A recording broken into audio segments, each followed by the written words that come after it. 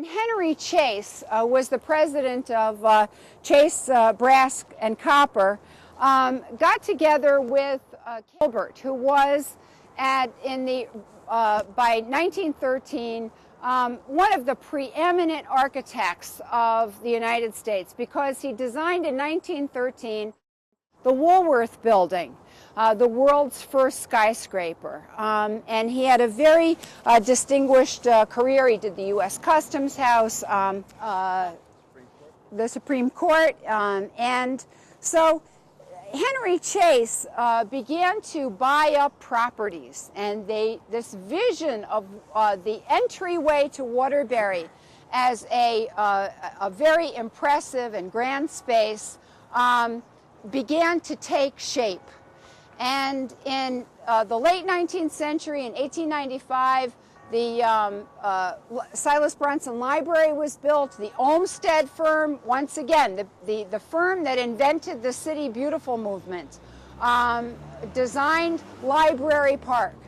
And the street down where Grand Street meets Meadow was raised up. It was elevated. This street was widened. It was raised up down there so that you came up over onto this plateau, if you will, of this beautiful city. The Chase family actually paid, by 1923, had put $100,000 into the building, and the city of Waterbury had put in $35,000. So there was a great deal of public-private collaboration in the design of downtown. Now, when you look at this building, it's a lesson in democracy, a lesson in civic government, and first of all, the building itself, it reminds you of what? You look at this building and you say, what comes to your mind?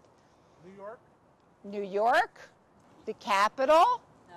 You're absolutely right. It's a very classical design of this building. If you look over here at these little medallions that are carved into the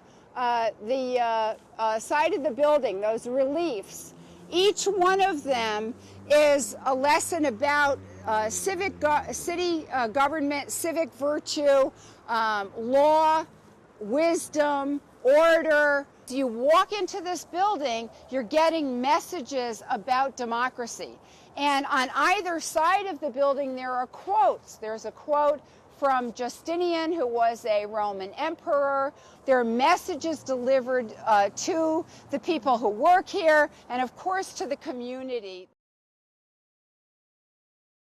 When you enter, you have this majestic stairway with a gorgeous Palladian window overarching the staircase. And Peter Rosak, who was the sculptor who was hired to create those medallions, was also worked on Grand Central Station. They hired the best. We're really fortunate because much of this building is still intact. Beautiful classical decorative elements in this building. We'll go down and look at the aldermanic chambers. This chamber is also very much intact. The wall sconces are original, this fabulous chandelier, and the others are all original. And this mural that's over here was an added feature of the building. We have put a budget together for the restoration of this building and the remodeling of the rear section, and I'll kind of summarize how that will go. The spaces we've been through are the truly historically significant spaces, the ones that on the interior that make this building unique and special as a civic place. But before we get to that, a large amount of the restoration work involves the building's exterior. As you know, it's over 90 years old. It has not had a lot of maintenance done to it, but it was very well built initially.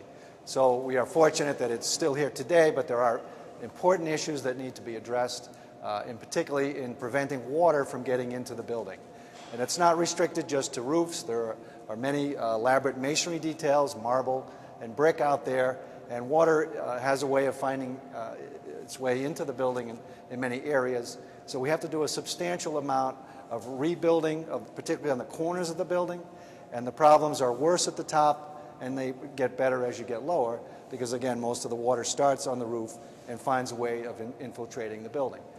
So we will be removing sections of the masonry, labeling, marking all the parts so that we can put them back together as they are intended, getting back into the inner sections of this outside wall, getting it well dried out, getting any rust off the steel, etc., and then we can close the building back up and know that we'll be safe from weather infiltration as we go forward. While that work is conducted, we'll be inside the building, restoring these historic spaces, as we discussed and we've recently toured. Most of what you see is in good condition, but it needs a thorough cleaning, it needs some patching. In particular, the plaster work through the ceilings, through the friezes that you saw need to be, sections need to be removed that have water damage. Molds need to be made to match the original sections, and all the plaster work would be restored. We're also planning and have budgeted removal of all the historic light fixtures. There's nearly 100 fixtures in the 2 floors of significant spaces. In the meeting halls, the Aldermanic Chamber and Memorial Hall, we'd like to, again, improve lighting for the uses that those spaces have now. Public meetings, presentations, we need to improve the acoustics, add some sound systems so folks can be heard when they speak, and again, light the room appropriately so that business can be conducted for the citizens of Waterbury.